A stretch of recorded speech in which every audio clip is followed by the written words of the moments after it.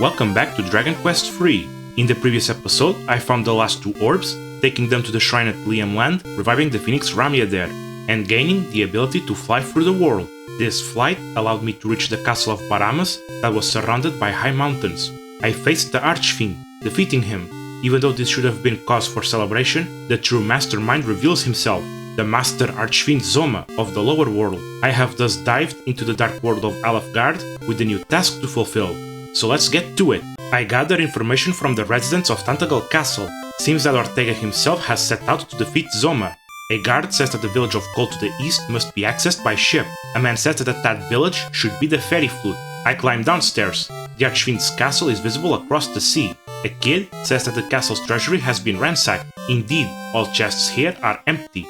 A guard says that the spirit Rubiss has created this land, but she was cursed by the Archfiend. A guard, hidden behind damaging terrain, tells of 3 legendary items that could help defeat the Archfiend. I then leave for the town. Facilities here include an inn, a house of healing, an item shop that sells herbs, water and wings, and a weapon shop that sells wizard's wands, staves of judgment, dragon killers, falcon swords, sacred robes, dragon mail, and angel's robes. Upstairs from the house of healing, I find Kandar the bandit. He knows that the stones of sunlight are in Tantegel Castle. An old man knows that when the rain and sun combine, they create the Rainbow Bridge. A lady knows of the Ring of Life. If worn, it restores HP. I go back to the castle, finding a hidden set of stairs that leads me to a chest that has the Stones of Sunlight. I set out to the world. New enemies that can be found here include red slimes. Incredibly weak, they are comparable with early game enemies. Goopies, not nearly as weak, they are still somewhat fragile. They can call for help, be it other Goopies or Granite Titans. These Titans are strong double attackers that are capable of inflicting critical hits. I can also find Salamanders, strong fire-breathing enemies. A bit further north, I can find Ghouls, casters of Surround that can call for the help of Voodoo Shamans. I find a cave north of Tantegel that blocks spellcasting. Enemies that I can find here include Troll Kings, strong enemies with critical hit capabilities and restorative properties. Hydras, double-attacking fire breathers, winged demons, double attackers that can cast Blaze Most and heal us, and archmages, cold-breathing spellcasters of Exploded and Revive. For this first floor, I go southeast, climbing down to the second floor. Then I go west, north, and circumvent a wall to find stairs to the third floor. I open 4 chests here that contain 960 gold, 1016 gold, a Stone of Life, and the Shield of Heroes. It reduces all breath damage to 2/3. I give it to Alpanio, passing the silver shield to Viron. I exit the cave, then go west, finding a house. The couple living here are Garen's parents. According to them, he left the house with the silver harp. I head towards the south. Theron reaches level 35, learning the Bee Dragon spell. This spell turns the wizard into a fire-breathing dragon. This fire actually damages metal enemies. He also learns the Open spell, capable of opening doors without the use of keys. It doesn't even cost MP. I find a cave surrounded by mountains. A new enemy found here is the Darth Bear, a strong attacker that can inflict critical hits. I go all the way east, opening a chest that contains a wizard's ring. I then go back west, north, then east, finding a chest that has 1016 gold. I then go around the western wall, finding stairs to the second floor. I go east and south, opening a chest that contains an invisibility herb. I then go around the western wall, going south, west, and north, opening the eastern chest that has the armor of Hades. While it has high defense and does reduce magic damage, it has a curse that occasionally stops its wearers from attacking. I leave the cave, going further south. New enemies I can find along the way include wyverns, fire-breathing enemies that inflict critical hits, and vile shadows, casters of beat that can also blow sweet breath. I arrive at the new town, Hawksness. Facilities here include an inn, an item shop that sells herbs, water, wings, and powder, and a weapon shop that sells zombie slashers, staves of judgment, sacred robes, dragon mail, shields of strength, and revealing swimsuits. I buy a shield of strength for Brindar. This shield can cast heal more in combat. A warrior here knows that Oricon can be found in this town. A lady says that she saw something shiny in the pasture. Another lady knows that a flute is buried 4 steps away from the baths of Cole. I search the pasture, finding the Oricon. I continue along my journey, going south then east. As I approach the next town, I can find new enemies that include Skalgans, strong attackers that blow cold breath, and voodoo warlocks. Dancers and fire breathers, they can cast Increase, Blaze More, and Heal All. They can call for the help of Horks. I enter the town of Cantlin. I can make use of the inn here, but it seems that most shopkeepers have stopped working out of fear of the Archfiend. I do find the bard Garen. He says he left the silver heart back home. An old man says that to go to the island of the Archfiend, I must visit the old man of the shrine.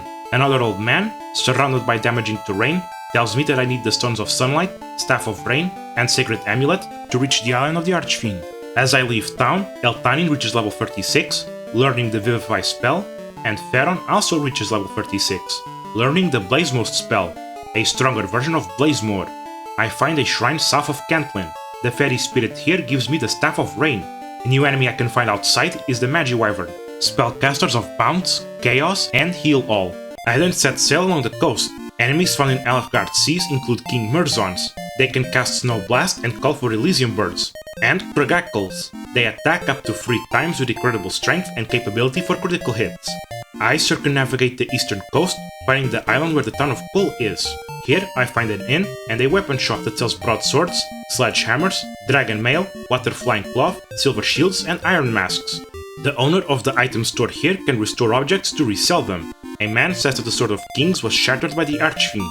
A soldier says that Rubiss might be sealed at the tower to the west. A lady says that the Sphere of Light can weaken the darkness of the Archfiend. I'm told that the Fairy Flute can free Rubiss from her curse. A merchant knows that the Sword of Kings was made of Oricon. I then find the item shop. It sells herbs, water, and wings. I sell the Oricon, then leave and return to the town. The item shop now sells the Sword of Kings, the strongest weapon. It can cast Fire Volt as well. I buy it for Eltanin, giving the Thunder Sword to Brindar. I then buy the Water Flying Cloth for Theron. It reduces magic and breath damage received. I then search south of the baths, finding the Fairy Flute, then return to Garin's house, finding the hidden path behind it, leading to a chest that has the Silver Harp. It can be used to call monsters. I sail west of Kull to find a tower where Rubiss is sealed. New enemies found at this tower include Leonas, strong attackers that can cast Snowstorm and Heal All, and Green Dragons, strong fire breathers that can call for Elysium Birds. I go north through the doors, finding a chest that contains 1016 gold. I then go west and south, finding stairs to the second floor, going north and east, finding strange tiles on the floor. I go around them, opening chests that contain a full moon herb, 960 gold, a vitality seed, and 3 acorns of life. I give all of them to Eltanin. I leave this room through the east, finding stairs to the 3rd floor, then go south, finding stairs to the 4th floor. Here I go north then west. These tiles change the orientation of the character's movement. Pressing up means the party goes to the direction indicated. I find a chest at the end that has the Armor of Radiance that I give to Eltanin. This armor reduces magic and breath damage, while granting passive HP restoration as he walks. I fall down to the 3rd floor, going south and west. Theron reaches level 37, learning the Transform spell, allowing the user to transform into another party member. I then go north and east, falling down to the 1st floor. I open the door here, then go west, climbing back up the 2nd floor. Going east to climb up to the 3rd floor, finding immediate stairs to the 4th, going west to find stairs to the 5th. I go around the wall, entering the central room, playing the Fairy Flute next to a statue, releasing Rubiss. As thanks, she gives us the Sacred Amulet. I go south of Kull, finding a cave in a swamp. The workers here are digging a tunnel southward to the mainland. I then teleport to Hawksness, traveling east and north. It's around this stretch of land that I can find a new enemy, the Gold Basher. It has good attack, but its standout attribute is the amount of gold it drops. I find the town of Rimuldar. Facilities here include an inn and a weapon shop that sells falcon swords, swords of destruction, cloaks of evasion, magic armor, silver shields, and iron masks. I find a chest at the inn that contains the Ring of Life. It increases its wearer's vitality and grants an HP regeneration effect during movement. I give it to Eltanin. A kid says that Ortega has gone to defeat the Archfiend. A man says that the Sphere of Light is needed to defeat the Archfiend. I find the House of Healing as well. A prisoner says that there's a secret path behind the throne at the Archfiend's castle. A man says that the Sage's Stone can mend all wounds. An old man says that Ortega lost his life at the ocean, incapable of crossing to the island of the Archfiend. I then go to the southeast island, finding a shrine. The old man there uses the Stones of Sunlight and Staff of Rain to make the rainbow drop, giving it to me. I've made quite a bit of progress. As I explored this new world, I found the Stones of Sunlight at Tantegel Castle, the Staff of Rain at the shrine south of Cantlin, and the Fairy Flute at Kull. I used this flute at a nearby tower to release the curse on Rubiss, receiving the Sacred Amulet as thanks. With these 3 items I got the rainbow drop from a shrine at the southeast of the continent.